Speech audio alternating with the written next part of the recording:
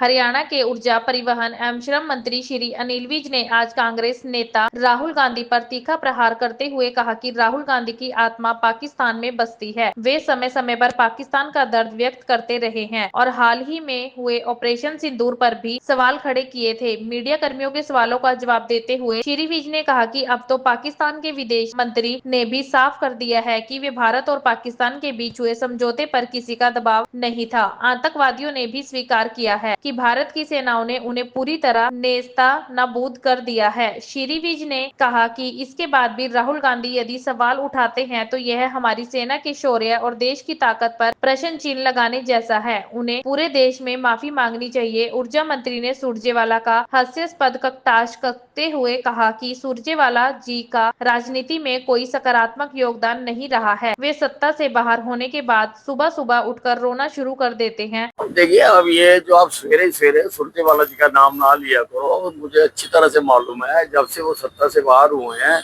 वो सवेरे सवेरे उठ के रोना शुरू कर रहे हैं और उनको कोई और दूसरे काम आता नहीं है। तो अब रोने के लिए कोई ना कोई बहाना तो बनाना चाहिए, इसलिए वो अच्छे बहाने बनाते हैं।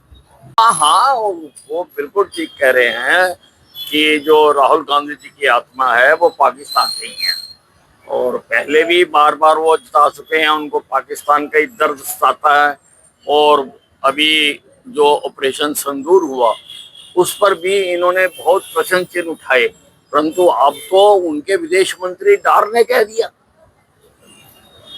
कि पाकिस्तान ने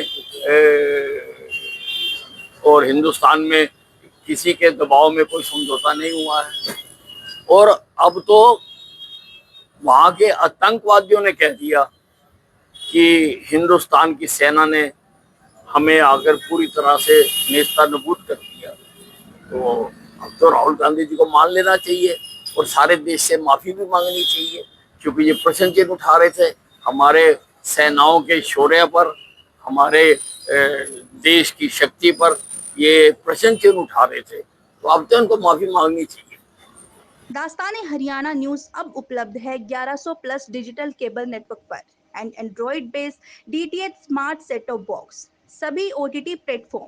24 लाइव देखिए हमारे सभी सोशल मीडिया पेजेस पर। अधिक जानकारी के लिए विजिट करें www.dastaneharyana.in पर।